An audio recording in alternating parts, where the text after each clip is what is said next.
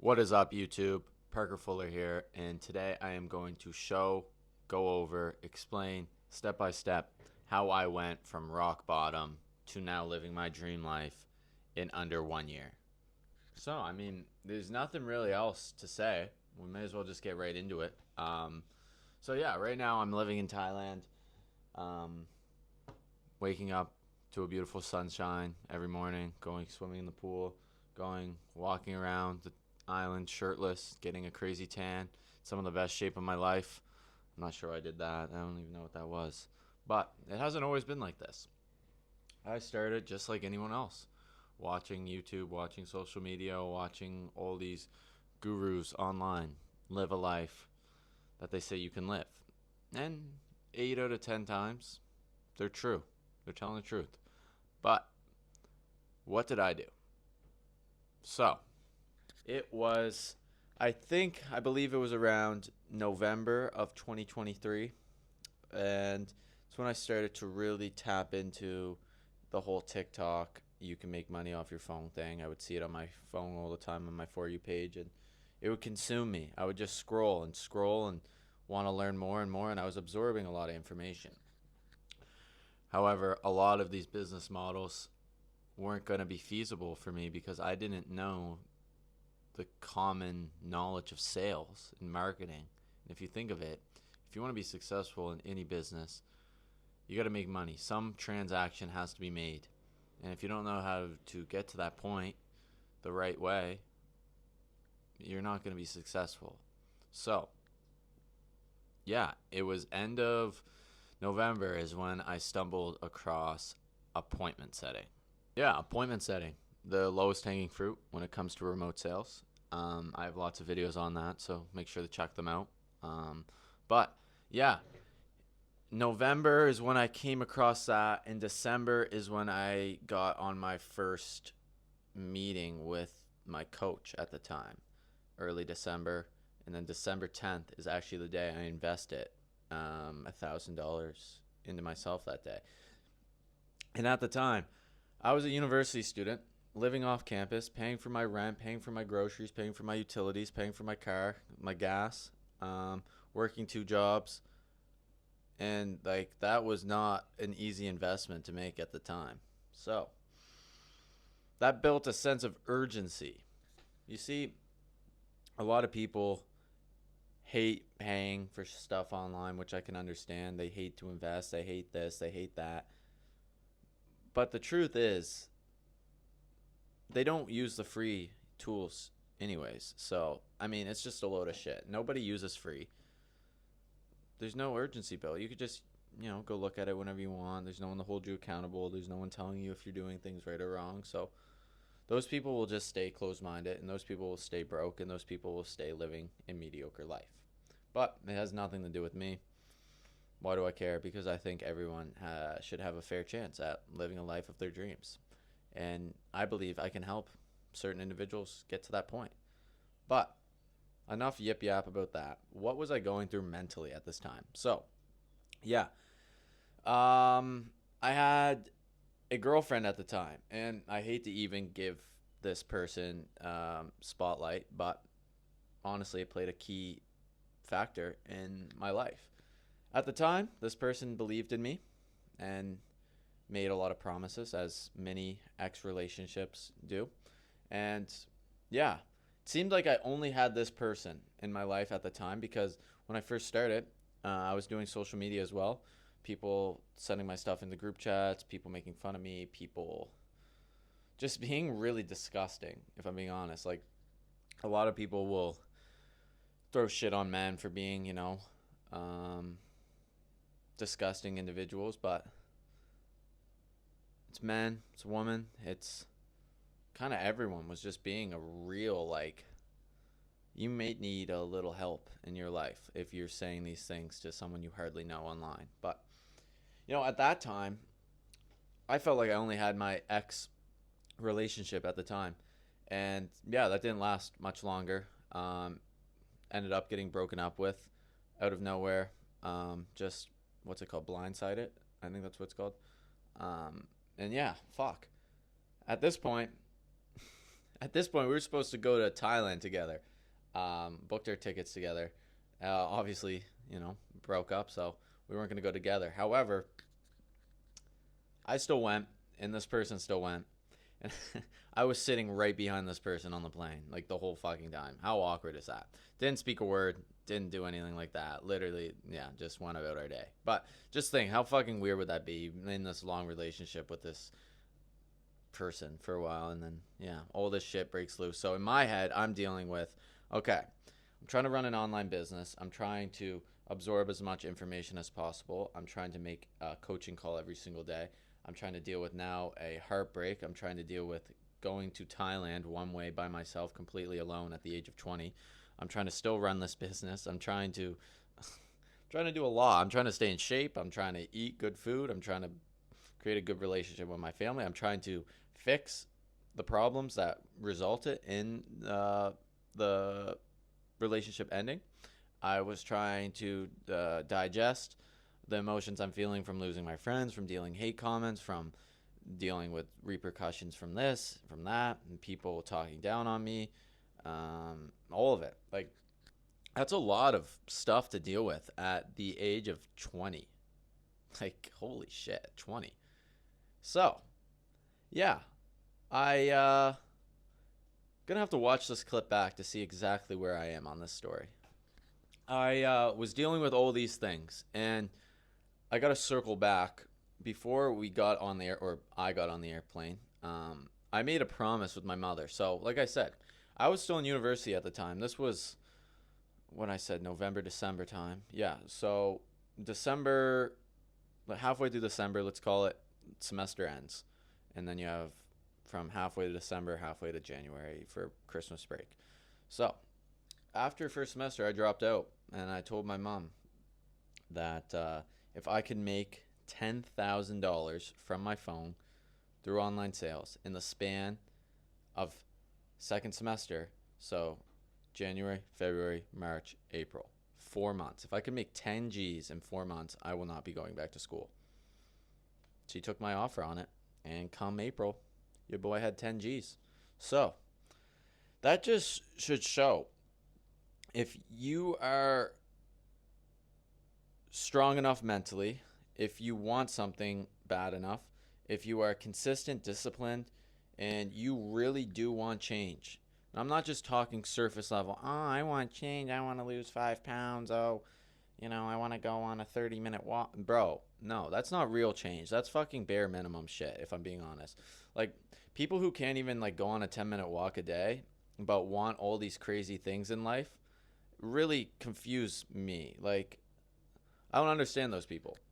But it's not about those people. So, yeah, 10 G's, 4 months. Will you get it done? I got it done, obviously, because I'm the fucking GOAT.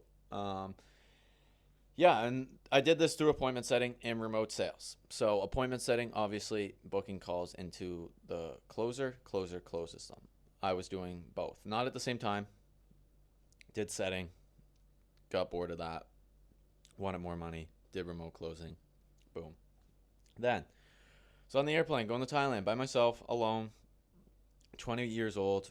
Probably not enough money in my bank account, if I'm being honest, but I had nothing but a dream. I had discipline. I had the ability to believe in myself, to not give a fuck, and to just try. That's exactly what I did. Touchdown in Bangkok. I was in Bangkok for a week. If anyone's watching this, I wouldn't really, like, Bangkok is, like, cool for a few days, but a week is too long, I believe. I think 3 to 4 days maximum you need there. But yeah, went to Bangkok, and then I flew down to this island that I'm behind me right now, Koh Samui, Thailand. And yeah, this was all in 2024. So April, May, June, July, early July, I flew back to Canada. So I had 4 months or 3 and some change. I also went to Indonesia during that time by myself at 20. And worked from my laptop. But what I wanted to highlight here is, yeah, I went to Thailand. Yes, I did these great things. I experienced new cultures. I seen life in a new light, and yeah, have a greater appreciation for everything. And the thing is, I became undisciplined in that time. I came over here to lock in on my business, to get my mental, physical, spiritual, financial in check. But I was 20 and I'm making excuses. It's nobody's fault but my own. However, I, fall under pressure. I was going out too much. I was spending money on booze. I was spending money on excess food, on fun experiences. Experience to spend money on, there's nothing wrong with that. But I was just being a degenerate and kind of just coping, I think, with all of the stuff I was dealing with in the year leading up to this moment. And long story short, my business pretty much went to zero. It didn't go to zero. I was still making money. I was. Very minimal money, a couple $100 each month. Wasn't enough to fucking survive in Thailand. So it was probably one of the hardest pills to swallow, but I had to fly back home. And I was so embarrassed. I was depressed. I was just feeling an abundance of emotions. And it was a really hard time for me. And it's something I don't talk about enough, but no, that's what I hold myself accountable for, being vulnerable, being transparent, and showing every side. So, we'll talk about that next. So, yeah, like I was saying, business tanked, pretty much went to zero. Not exactly zero.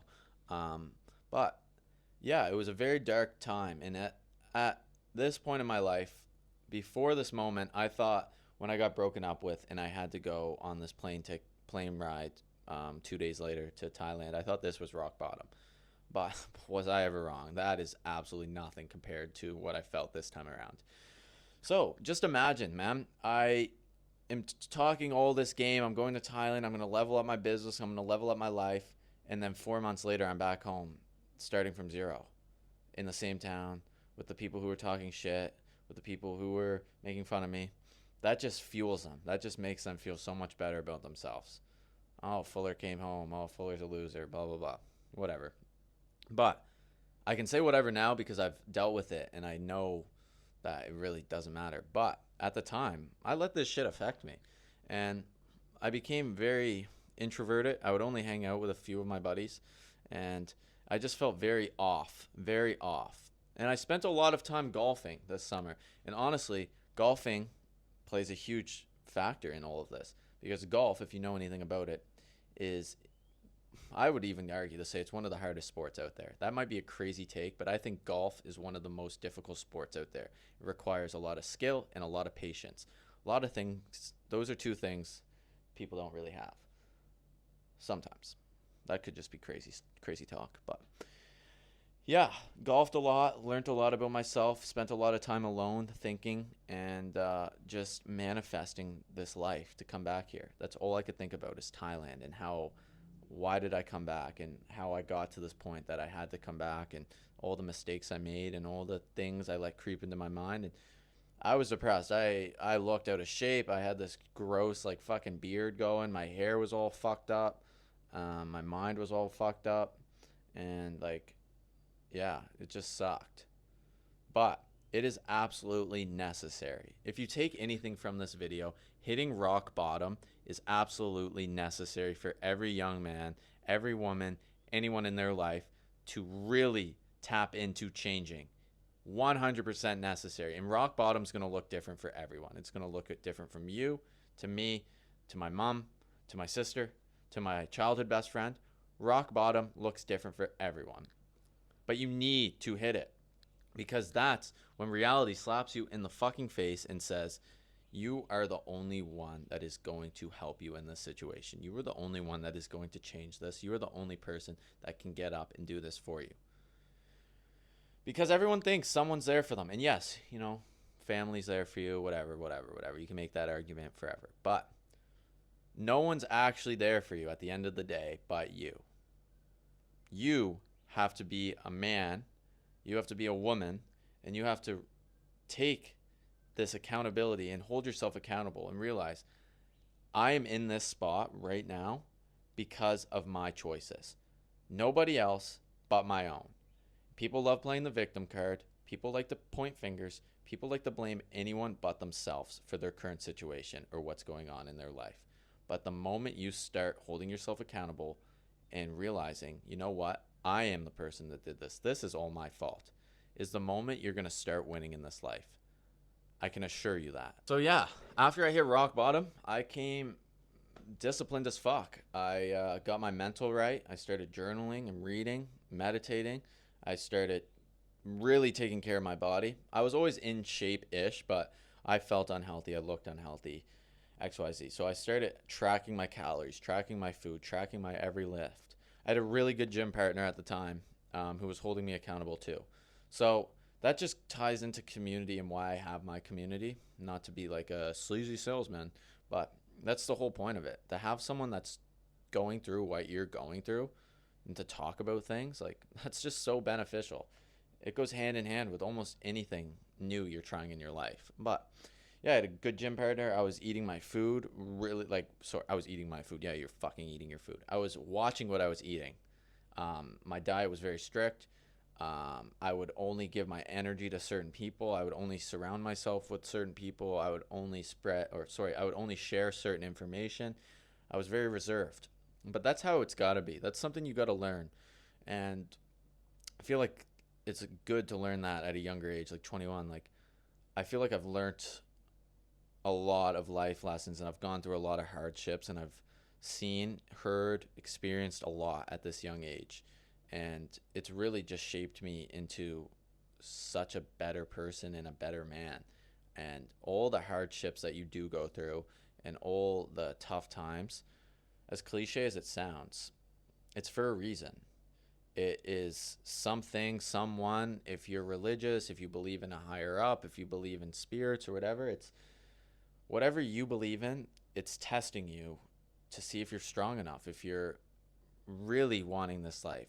Because I remember I'm praying for all this stuff. I'm praying, I'm manifesting, I'm saying aloud, I want to live this life. I want to, travel. I want to have freedom. I want to have watches, cars, the girls, the bottles, the whatever. But if I can't go through this hard times by myself and the hardships, how am I going to be able to live a life at that level and, make it feasible and be mentally strong to make that life long lasting? So, if you agree with that, I mean, yeah, that's great. But if you don't, again, it's not gonna bother me. It's has absolutely nothing to do with my life, as you can see. I'm chilling here. I don't have much to worry about. And I don't say that to sound arrogant. I'm just saying, like, it comes to a certain point where you just stop caring about literally everything except, like, stuff that makes you happy and your family and, like, that kind of shit. Like, if you get it, you get it. And right now I'm sitting here. It's June 2nd. I turned 22 on Friday, which is crazy. Like, I was just kind of thinking and saying to my family earlier this week, because I'm dealing with a lot of mixed emotions right now, but I've been thinking I'm not doing enough. I'm in the exact same spot as I was last year, and things aren't going as well as I had hoped. But I'm in Koh Samui for my 22nd birthday. I was here for my 21st birthday. I've been living in Thailand for 8 of the last, like, 14 months. So I must be doing something right. Am I where I want to be? Not even close. But I'm one step further than where I was in January, in December, when I was thinking of being here in Thailand and waking up to this view and going to the beach and eating the yummy food here and experiencing the culture and whatnot. Like, I got to be a little more grateful and I got to be more, in tuned with what's going on, I think, if that makes sense. And the last thing I'll leave this video off with is, one, if you've watched this entire video, you're either, one, just a fan of me, and if so, I appreciate it. Thank you. Make sure to subscribe and like, though. Or two, you are genuinely interested in what I have to offer and what I teach and what I help with in the whole online space as a whole. And if you've watched this whole video, it shows that you know what you need to do. You're just not doing it. Just message me, get on a call, get some more info. It doesn't hurt to just talk to a person. And why I say this is I was just dealing with a potential lead for the last 2 weeks. So this person came to me asking for my advice, asking for my help, asking for my 2 cents.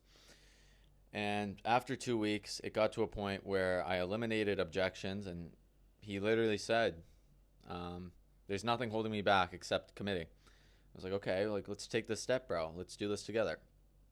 And he says one day later, oh, actually, no, I'm going to stop. I'm going to start flipping cars. What the fuck? Objection. And I was like, damn, okay. Like, no worries, bro. Like, but how is that, like, going to be more optimal or better ROI or, just anything in general? How's that better than learning a skill that can allow you to live the life you wanted, which was travel, have time freedom, location. You can't do that flipping cars. Anyways, he just spoon fed me just like a soup of lies, basically a soup of sales lies. Objection, bullshit. Anyways, comes to the end of the message, and I just say, hey man, like I have no problem with this. Just like I wish you the best and enjoy. And he got very defensive and said, oh, have fun with your pyramid scheme course. Have fun with this. Have fun, scamming people. And I just take that like a little bit to heart sometimes because one, I spent 2 hours messaging this guy probably in total over the past 2 weeks, giving him free information, giving him this, giving him that. For him to just turn around, slap me in the face, and say, pyramid scheme, scam, oh, have fun with that, blah, blah, blah. But he voiced to me, and he said to me, I get treated like a slave at work.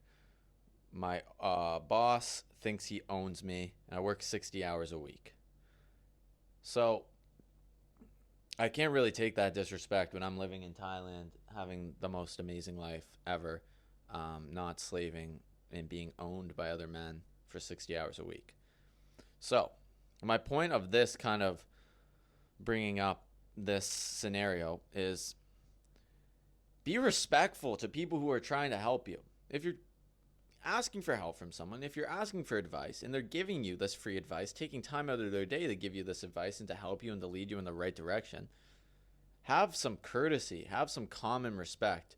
And that just goes to show like how cooked we are as a world too. Like common respect is getting lower and lower every single day. Human decency is getting lower and lower every single day.